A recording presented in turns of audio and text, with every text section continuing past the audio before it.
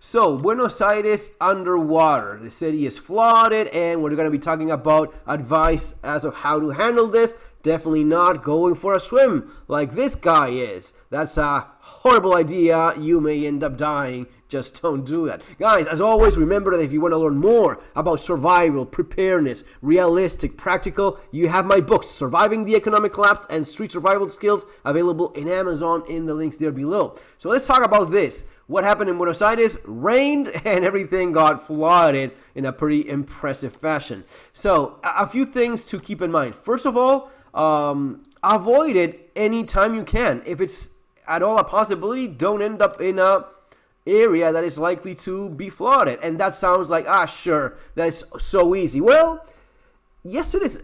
When I was living in Northern Ireland for a while, one of the things I checked was, the flood maps. If you look in most cities, you will have, not only just cities, in most counties, I guess it would be somewhat of the same thing, wherever it is that you are. I ended up finding maps online going back like 100 years. And I checked where I was going and the flood maps, and it effectively was the case that in that specific spot where I was planning on moving to, that did not get flooded. A lot of the other areas did. Couple years later, I'm living there and everything gets damn flooded, except for the place I knew would not get flooded. And that was, the case that all of my, close by neighbors and people that we knew, and even driving around, you saw that, it was all flooded, except the place in which we were. It wasn't luck. It was preparedness. The kind of stuff we talk about here on the channel actually works, okay? So always keep that in mind. And once you were there, you kind of saw that it was in a little bit of a hill, that street, right? And maybe, 3, 4, 5 meters? And that was enough to keep the place from, not getting flooded. Not an inch of water, while others maybe even had to evacuate.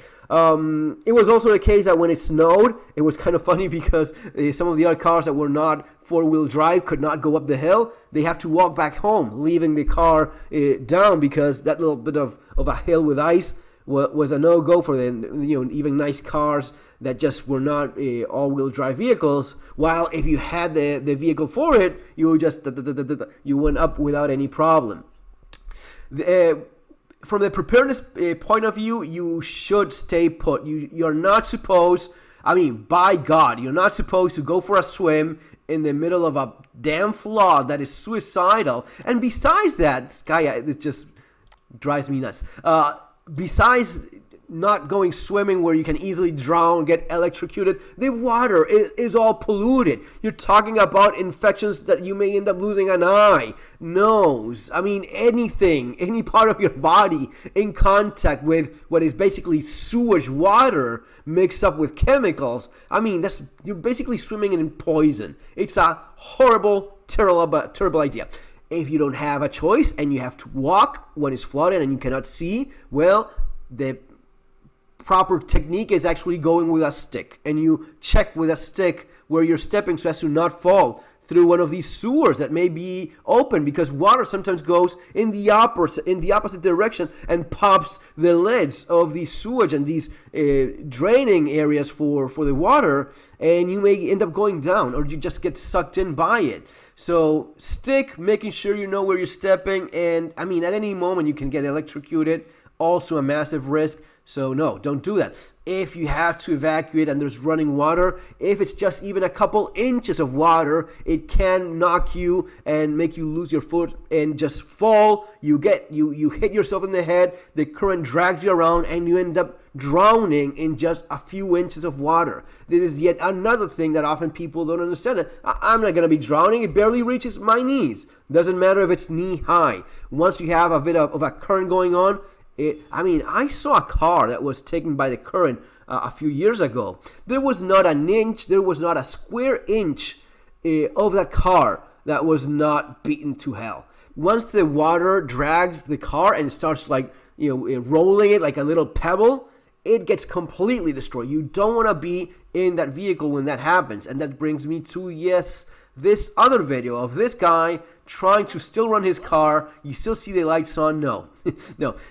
When the water covers the lower part of your of your tire, that's the moment in which you just don't want to risk it anymore. Half the way high, your car will start floating. It will just float. It becomes a boat. It becomes a terrible boat that will sink. Don't do that. Avoid it at all costs. And if you get caught like that, and if you have a little bit of time, there's people trying to help him, the car is not worth your life. But besides that, if you do have some time, turn off the engine, because one of the worst things you can do to a car this high, man, yeah, you have to just push it out of the way. But turn off the vehicle. You don't want water going into the engine, because it tries to compress. The engine is not for compressing water. It will not compress water. It will just destroy the engine. So you do not run your car when it's this high and with the risk of water going into the engine. And besides that, if you have a minute, you not only turn off the vehicle, you also disconnect the battery, so as to maybe, with a little bit of luck, spare yourself the rewiring of your entire car when it short circuits. That's kind of the thing you want to do. And somewhat of the same goes for when you have when your house is flooded. You just turn the power off, so as to avoid the electrocutions and short circuits, and try to get yourself in high ground. If you've been ordered to evacuate, I know looters and all of that stuff, and man, that's gonna be up to each one. If you want to stay there protecting your stuff, it's a matter of making that decision in that moment. You know best what's going on, if it's risky to stay or not. But always remember, stuff can be replaced, lives not so much.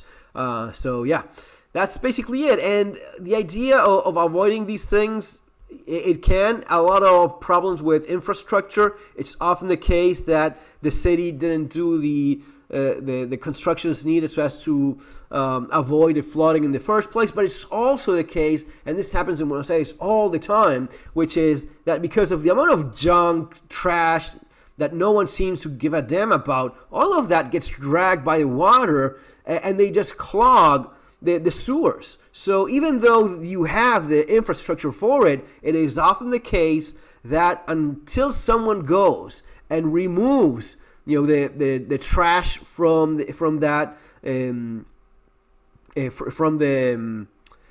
sewer and those openings, and make sure the water drains properly, someone has to go and clean that, because if not, you still get flooded. So pretty complex, depends on where you are. My advice here is know what kind of potential disasters you're dealing with. It may be floods, it may be earthquakes, it may be storms, hurricanes, a number of potential things, wildfires. Sometimes people think that disasters don't happen. Oh, typical. Oh, I already bugged out. Really? You think the country does not get flooded as well? All the time. And you have to be careful exactly what gets affected by it. If roads get just washed away, if you have landslides, mudslides.